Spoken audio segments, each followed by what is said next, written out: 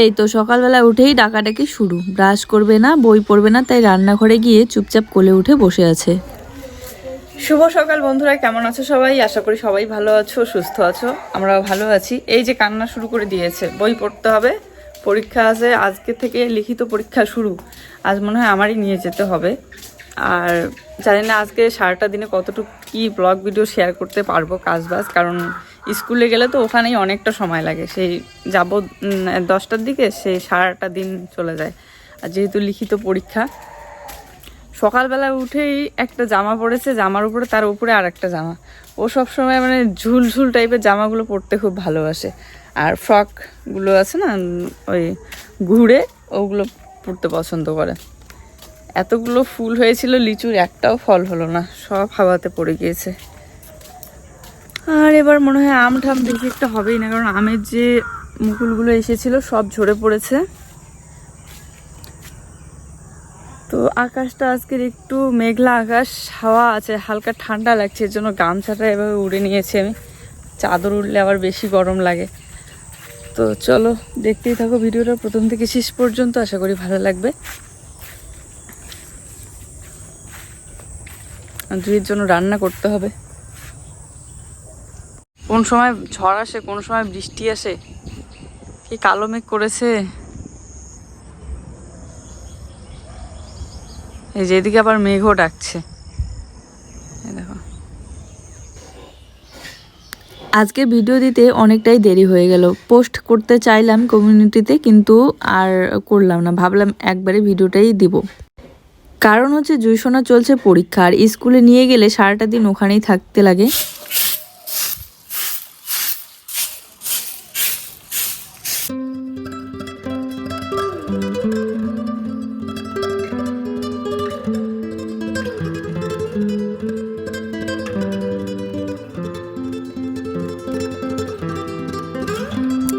তাহলে ওর মাথায় একটা প্রেশার পড়বে আর ও লিখতে পারবে না ঠিক মতো। এই জন্য আমি মানে প্রত্যেকটা দিন যাব, যে কয়েকদিন লিখিত পরীক্ষা আছে।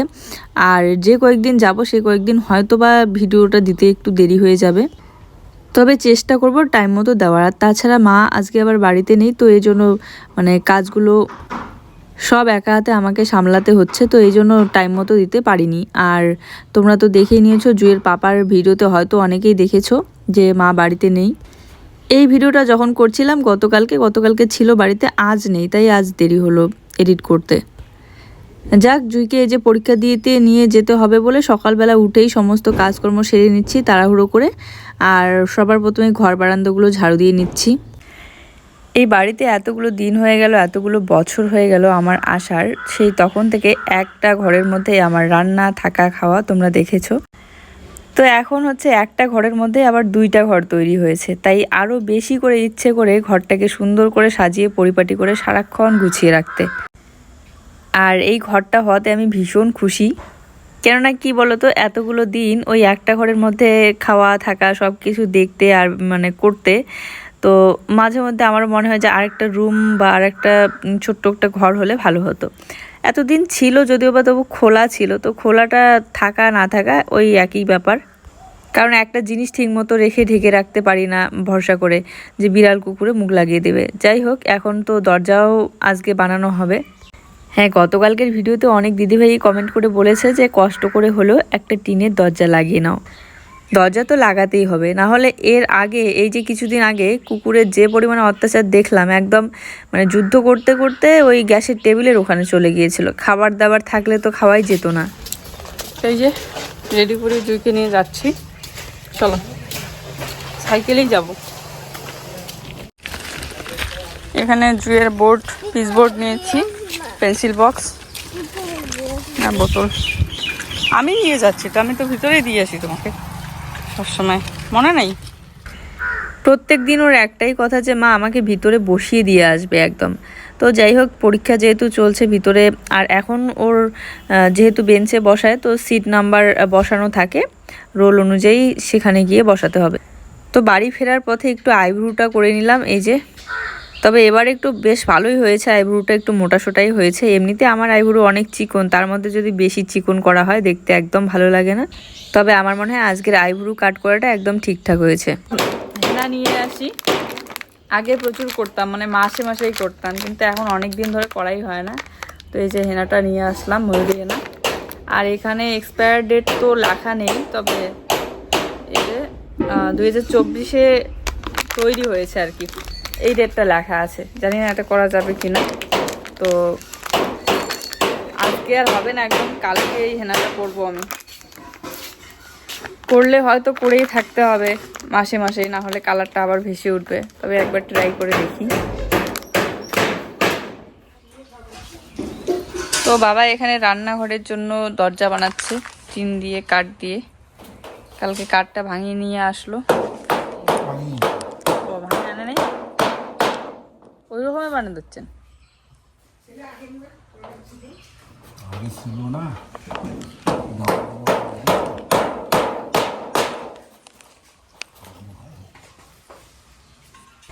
আজ কিন্তু কয়েকটা দিন ধরেই চলছে আমাদের ঘরের কাজ একটানা, কিছু না কিছু হতেই থাকে রোজ টুকিটাকি। এর জন্য সবসময় পেরেক মারানোর আওয়াজ শুনতে পাও। এই যে দেখো নিচটা কিন্তু একদম ফিনিশিং দেওয়া হয়ে গিয়েছে, মানে ঘরের যে ধারগুলো হয় সেই ধারগুলো। তো আমি এখানে জুয়ের পাপাকে দেখানোর জন্য নিয়ে আসলাম, দেখো তো এটা দেওয়া যাবে না কিনা, কারণ এক্সপায়ার ডেট তো লেখা নেই, তো ব্যবহার করা যাবে কিনা। তো ও বলছে যে যেহেতু লেখা নেই তো ব্যবহার করা যাবে।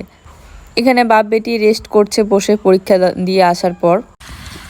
হালকা হাওয়া বইছে, তার মাঝে রোদ।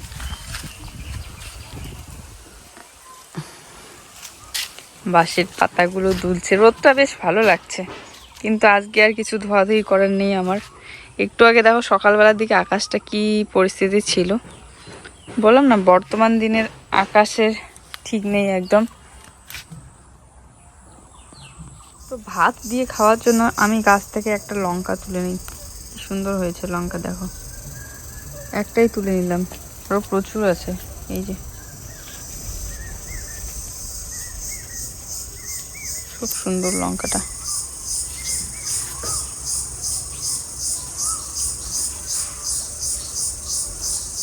আর একটা নেই, দুইটা নিলাম। আজকে না সারাটা দিনে এত মানে কাজ পড়ে গিয়েছে যে এদিকে আবার স্কুলে ছোটাছুটি রোদের মধ্যে, আর গরমও রোদও প্রচণ্ড পড়েছে। এই জন্য মাথাটা খুব যন্ত্রণা হচ্ছে আমার, সেই মাথা ব্যথা। তো এখানে এই যে ঘরের দরজাটা লাগানো হচ্ছে, কয়েকদিন ধরে ফাঁকাই ছিল। ঘরে গিয়েছিল কাঠ ভাঙানোর জন্য, ভাঙাতে পারিনি। আগেরই পুরানা কাঠ ছিল, পুরানো টিন দিয়ে এই যে লাগিয়ে। ঔষধ না খেলে মাথা ব্যথাটা কিছুতেই কমতে চায় না। জানি না এটা কি মাথা ব্যথা, তবে কি ডাক্তার দেখাবো বলো? মাথা ব্যথার ডাক্তার আর কি ওষুধ দিবে? ছোটোবেলা থেকে দেখেছি আমার মাকেও সেই একই পরিণতি, মানে মাথা ব্যথা শুনতে শুনতে একদম মানে এখনও পর্যন্ত এত মাথা ব্যথা হয় রোদ হলে আর গরম হলে।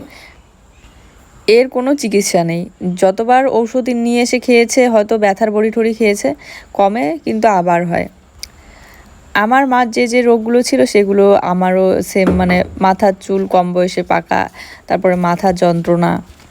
তো যাই হোক, এই অবস্থায় আমি ভয়েস দিচ্ছি অনেক কষ্ট করে।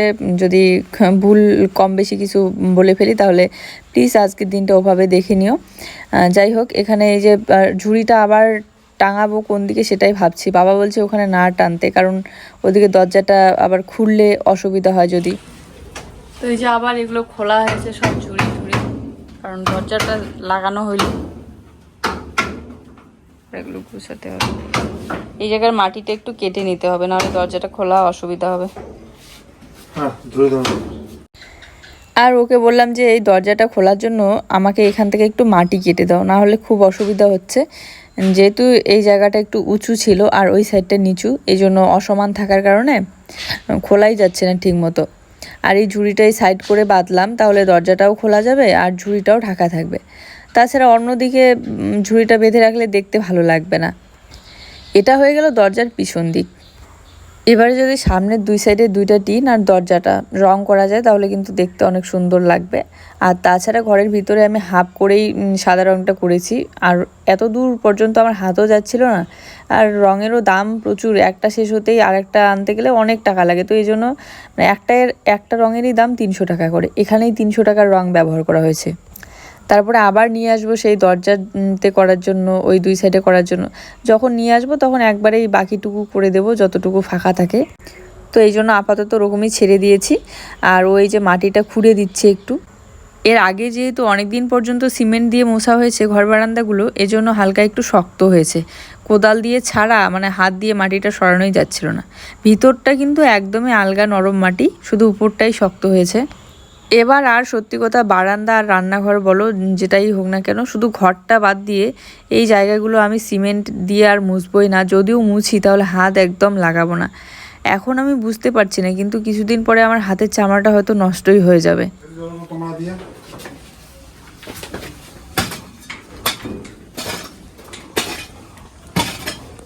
গুড আফটারনুন বন্ধুরা, এখন প্রায় 3:30টার উপরে হয়ে গিয়েছে, 4টা বাজেনি, বাজবে। তো জুইকে এই যে টিউশনে দিয়ে পাঠালাম। আর ও এদিকে ওর সর্দি, তারপরে জ্বর নাকি ভাব। তো ওর একটার পর একটা কিছু না কিছু হতেই আছে এই কয়েকদিন ধরে। এই যে কিছুদিন আগে চলে গেল পেট ব্যথা, এখন আবার কাল থেকে চলছে সর্দি। আর সর্দি লাগলে না কেমন যেন একটা লাগে, মানে নাক ঠাক চোখ ঠোক কিচ্ছু ভালো লাগে না, মাথা যন্ত্রণা করে। তো এদিকে দরজাটা তো লাগানো হলো, এবারে দেখাই তোমাদের, ব্যাক ক্যামেরায় দেখাচ্ছি। কাল কত সুন্দর করে ঠিকঠাক করে পরিপাটি করে গুছিয়ে নিলাম ঘরটা, আজকে আবার এই পরিস্থিতি, এখন আবার আমাকে গোছাতে হবে। এই যে দরজা, এই হচ্ছে আমার নতুন ঘরের নতুন দরজা, তো লাগিয়ে দিলাম, ব্যাস লক। এবারে কোনো দিক দিয়ে বিড়াল কুকুর ঢোকার চান্স নেই, একদম উপরের দিকে, এতটা উপরে আমার মনে হয় বিড়াল উঠবে না। এই যে নিচটা এমন, আর এইদিকেও তো কভার করা, দেখতেই পাচ্ছ।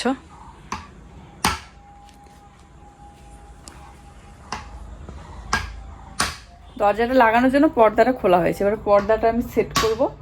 এই 2 দিন আগে আমার এখানে একদম খোলা ছিল চারিদিকটা, আর এখানে এখন একটা সুন্দর রান্নাঘর তৈরি হয়ে গিয়েছে। তো দরজাটার মধ্যে রং করলে আর এই সামনের 2টা বেড়াতে রং করলে কিন্তু দেখতে ভালো লাগবে। আগে ঝুড়িটা এইদিক আর এদিক করা ছিল, যেহেতু দরজাটা লাগানো হলো, তো এই জন্য ঝুড়িটা এখন উল্টো সাইড করে দিয়েছি। আর এভাবে তাতে দরজাটাও খুলবে আর ঝুড়িটাও ঢাকা পড়বে, বাসনগুলো দেখাও যাবে না, দেখতেও ভালো লাগবে। না, খাওয়া দাওয়া করে উঠেই আজ আর রেস্ট করতে পারিনি, কারণ এডিট করলাম, আপলোড দিলাম, আর তারপরে এই যে কার্পেট, মাদুর, বাকি জামা কাপড় যা মেলে দেওয়া আছে সব নিয়ে এসে এখন গুছিয়ে রাখছি। আর তারপরে জুইসোনারও বাড়ি আসার সময় হয়ে এসেছে, প্রায় 5:30 বাজে, মানে টিউশন ছুটি দিবে সবে। তো ও আবার নিয়ে আসতে যাবে, আর আমি ওইদিকে বাড়ির কাজগুলো সেরে আবার ঝাড়ু দিলাম একটু, উঠোনটা দেওয়ার পর ওইদিকে মানে বাড়ির সামনে গিয়ে হাঁটাচলা করছিলাম রাস্তাটা। আজকে যেমনই হচ্ছে মেঘলা আকাশ, তেমনই কিন্তু এই সময়টা রাস্তা হাঁটাচলা করতে বেশ ভালো লাগছে। ভাবছিলাম জুইয়ের পাপা এখনও কেন জানি না নিতে যাচ্ছে না, তো একটু হাঁটাচলা করে এগিয়ে যাই, যদি ছুটি দিয়ে থাকে তাহলে বের করে দিতে বলবো আর আমি নিয়ে আসবো। তারপরে আবার দেখি যে ও সাইকেল নিয়ে চলে গেল, নিয়ে আসতে পরে আর গেলাম না, এমনিতেই হাঁটাচলা করছিলাম। একবেলা রান্না করলে আর একবেলা চিন্তা ধরে যায়, রাতে কি খাবো সেটাই ভাবছি। তো ও আবার গেল বাজারে ডিম নিয়ে আসতে, আবার একটা ডিম ছিলই, সেই সকালবেলাকার ম্যাগির সাথে বানানোর জন্য নিয়ে এসেছিল। তো ভাবছি যে জুইকে ওই ডিমটা একটু ভেজে দেই, খাবে।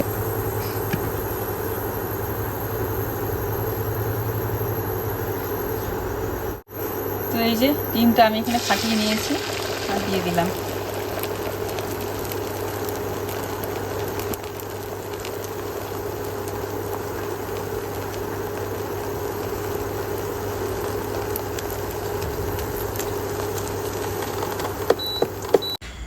সন্ধ্যাবেলা আজকে একটু বেশি পরিশ্রম হয়েছে ওর, তাই ঘুমে ডুবছে। আসলে পরীক্ষা দিয়ে আসার পর একটু রেস্ট করতে না করতেই ওইদিকে টিউশন গেল, তারপরে টিউশন থেকে আসতেই এদিকে ঘুমে ডুবছে। আর এই বেলাতে আর কি পড়াবো বলো, তো রাতে আর আমি পড়াবো না, যেহেতু টিউশনে পড়েই আসলো। কালকে যদিও বা পরীক্ষা আছে, সকালবেলা আর একটু পড়াবো, ব্যাস হয়ে গেল। আর যেহেতু সন্ধ্যাবেলাটা আর ওকে পড়াবো না, তাই একটু ফিরিয়েছিলাম, শুয়ে মা মেয়ে মিলে গল্প করছিলাম। এই তো আমার ডিম ভাজা কমপ্লিট। আর মা কিন্তু ওই বিকেলবেলায় চলে গিয়েছে হচ্ছে ননদের বাড়িতে। তো এদিকে রাতের জন্য আমাদের জন্য ভাত বসিয়ে দিলাম। এখন ভাত বসানোর পর দেখছি বাপরে, উনুন থেকে যে পরিমাণে ধোঁয়া উঠছে, তাতে তো আমার রান্নাঘরের অবস্থা খারাপ হয়ে যাবে। পরে আবার জ্বলন্ত অবস্থায় উনুনটা একটু সরিয়ে নিলাম অন্য জায়গায়। সব খড়ি হয় ওটা, গামার খড়ি দেন না, ছোট ছোট টুকরোলা ওটা দিলে বল জ্বলবে না। দেখো এই নারিকেলটা এখনই গাছ থেকে পড়লো ধূপ করে। ভাত বসিয়ে দিয়েছি তো হঠাৎ করে শব্দ হইলো, তো কি করলো, দেখতে আসলাম, এসে দেখি যে নারিকেল পড়লো, আমাদের গাছের নারিকেল। চলো আজকের ভিডিওটা এই পর্যন্তই। সবাই ভালো থেকো, দেখা হচ্ছে নতুন ভিডিওর সাথে। সবার জন্য রইলো অনেক ভালোবাসা। ভিডিও ভালো লাগলে অবশ্যই লাইক কমেন্ট শেয়ার করে দিও। যারা আমাদের চ্যানেলে নতুন, সাবস্ক্রাইব করে একটু মানে নোটিফিকেশনে ক্লিক করে অল করে দিও।